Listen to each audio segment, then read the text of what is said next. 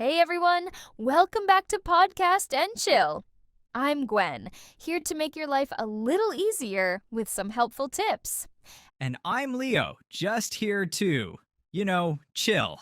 So, speaking of chilling, a few days ago I was hanging out at my friend's BBQ party, just enjoying myself, when she introduced me to this guy and then totally ditched me.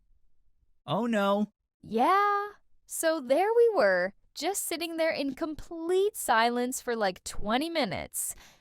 That must have been so awkward. Oh my gosh, yes. And it got me thinking, how do you get out of a situation like that? Did you figure it out? I did. It's all about mastering small talk. If you can master the art of small talk, you can communicate with anyone, which is super helpful for English learners. Small but mighty, right? So if I get good at small talk, does that mean I'll be as smooth as Prince Charming?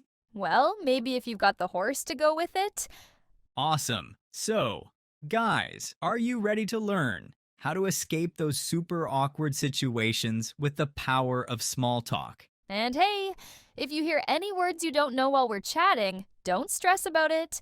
We'll break down the most useful ones at the end. Enough talking. Let's dive in.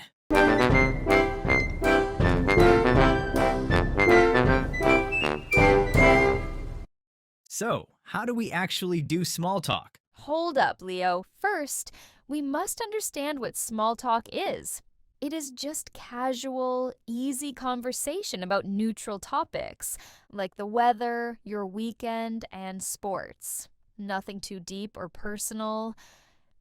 Like when you're waiting for the elevator and someone goes, "Crazy weather today, huh?" That's right. Those quick, simple exchanges help break the ice, as being able to start or respond to small talk makes you seem friendly and socially aware. For sure. I feel like it really helps cut the tension. That's the power of small talk. But you know what I love most about it? What? It's like a social bridge. A bridge? Yep, it helps you cross over from awkward silence to real connection. That's how relationships get started, right? Right. Friendships, love stories, or business connections, everything. You're right. It's like the warm up before a workout. Everyone should do that before getting into the heavy lifting. Moreover, small talk is really helpful for people learning English, too. Is it because it's really common in English speaking countries? That, and also because small talk usually contains simple phrases, which is a great way to practice speaking English. Makes sense. I mean, what's better than being able to break the awkward silence? It's being to do it without worrying about grammar. Right? It's like a chill little anxiety pill. Yeah, except I have no clue how to take that pill. Like, where do we even start with small talk? One of the hardest parts is picking a topic. Since small talk can be about anything, it's actually too open, especially for people who can't decide easily. Oh man, I know the feeling. If I ran into someone in an elevator and had to come up with a topic, I'd need the elevator to go up to the 50th floor just so I had time to think. I feel you.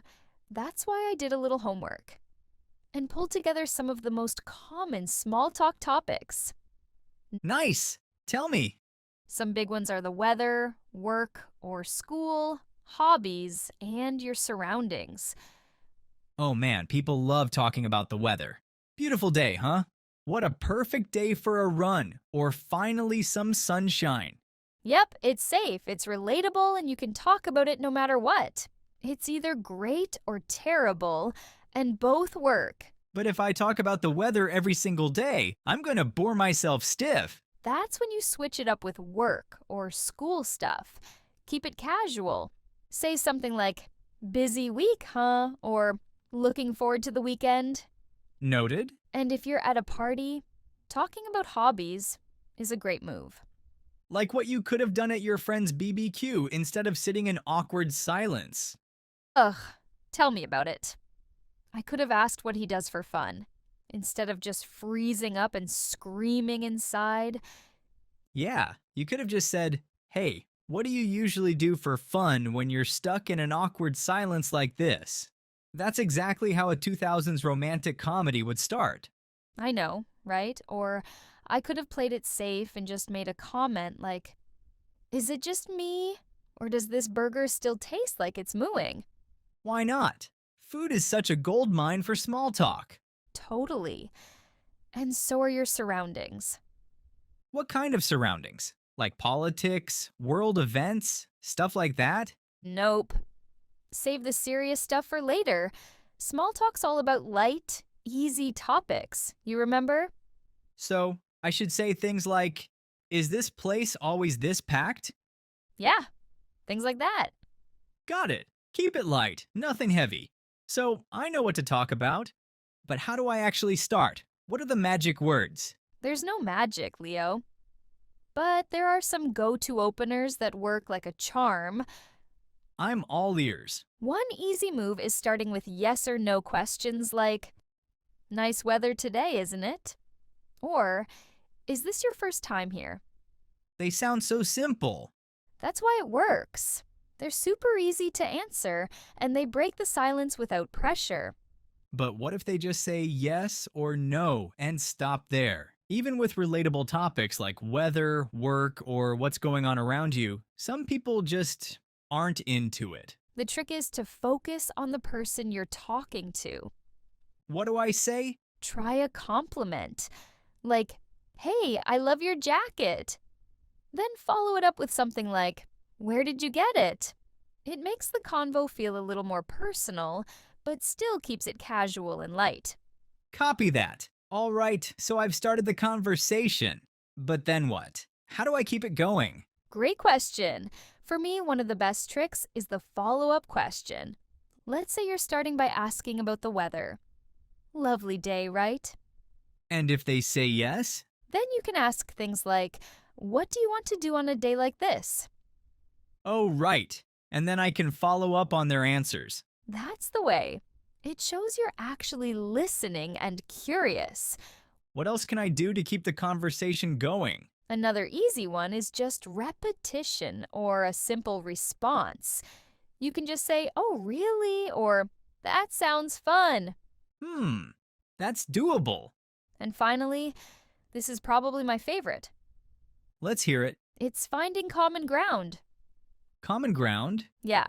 As they're talking, listen for something you have in common. That quickly connects you and makes the chat feel more friendly. So if they're talking about a trip to Japan, I could say, Oh, I was there a couple of years ago. Did you get to see Mount Fuji? but what if I've never been to Japan? Then say something like, Japan's on my dream travel list too. Did you go to Mount Fuji while you were there? Got it. So even if I haven't done it, I can still connect with the idea of it. That's right. Conversations are like tennis. You hit the ball back and forth. Don't just ask questions. You should share your own experiences too. Now that's a kind of tennis I could actually be good at. And just like tennis, to really master it, you've got to know when to stop. So when should we end it? Sometimes either you or the other person just isn't that into keeping it going, and that's totally okay. So how do you know if the other person isn't interested in keeping it going? The first thing is to read the room, or in this case, the person. You've got to know when the other person isn't really looking to chat anymore. What should I be looking for? If they're giving short answers, looking around the room, or checking their phone a lot, that usually means they're ready to move on. So, once you spot those signals, how do you gracefully exit without making things awkward? You can say something like, hey, it was great talking to you, or nice chatting. That sounds so much better than just walking away. Yeah, we're not ghosts. We can't just disappear without a word, no matter what. But what if the conversation's going great and I really have to leave? How can I gracefully step out but still show I want to keep talking later? Easy. Just be honest and let them know you enjoyed the conversation. You can even leave the door open to continue it later. So I could say something like, this has been great, let's grab coffee sometime. Or, I'd love to keep chatting about this later. Exactly. That's how you keep it smooth and leave on a high note. Everything sounds great in theory, but how do I actually get better at small talk? My tip is to start by practicing with yourself. Like talking to myself? Yep. Just spend a minute or two each morning talking out loud about your day, the weather, whatever. Practicing in English regularly also helps improve your speaking skills. You mean 1 or 2 minutes a day to get better at both social skills and speaking skills? Sounds like a great deal. Another hack I love is keeping a little journal in question and answer style. Think of typical small talk questions and write down how you'd answer them. Like, plan my answers ahead of time? Yes. Prepping a little helps cut down anxiety when you actually have to do small talk. Got it. So I can train for small talk at home. Love that. Yeah, but don't stop there. Practicing alone is great, but eventually, you've got to start doing it for real. Try to spark little conversations whenever you get the chance. Like where? Grocery store checkout or waiting at the bus stop. Those moments are perfect. Low pressure, quick, no big expectations. Now that you mention it, you're making me want to run an errand right away. Hold on. We still have to break down some useful new words. Oh, right. Let me refresh myself with some water before we dive into the vocabulary. Same for you, listeners. Grab some water, maybe stretch a bit, and then we'll jump into today's key words. Perfect. Since we're all hydrated, are you ready to go over the vocabulary from our discussion? First, break the ice. It means to do or say something to make people feel more comfortable, especially when meeting for the first time. For example, he told a funny story to break the ice at the meeting. Second, pull together something. This means to organize or gather something. For example, we had to pull together a last-minute presentation for the client. Third, bore someone stiff.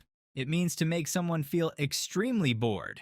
For example, that lecture bored me stiff. I could barely stay awake.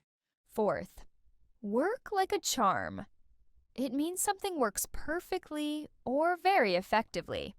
For example, I added a little salt and it worked like a charm. The soup was delicious. Fifth, be into something or someone. It means to really like or be interested in a hobby, topic, or even a person. For example, he's really into jazz music lately. Or she's totally into her coworker. She can't stop talking about him. Sixth, follow up. It means to ask or do more about something you talked about or started. For example, I'll follow up with you next week about the job application. Seventh, move on. It means to stop focusing on something, especially something negative, and go forward. For example, after the argument, they both decided to move on and stay friends. And finally, on a high note. It means to end something in a positive or successful way. For example, let's wrap up the show on a high note with one last surprise quiz. Well, it's time to finish up. We hope you feel a little more ready to start a small talk after today's episode. And hey, if you're worried about doing it wrong, just remember, it's not about being perfect. It's about being brave enough to connect with someone. Right. Like I always say, the worst conversation is the one you never start. Don't let fear stop you. Think of it as an opportunity to connect with someone, not a chore. And it's a good way to learn, too. Not just about the other person, but for English learners, it helps you practice speaking. Speaking of learning, we've put together a free PDF with all the new words we talked about today, plus some quick exercises to help you remember them. You can find the link in the description below. And while you're there, ask yourself, how would you start a small talk? Drop your answers in the comments. We'd love to read them. Thanks for hanging out with us today. Catch you in the next episode of Podcast and Chill. Now go out there and say hi to someone new.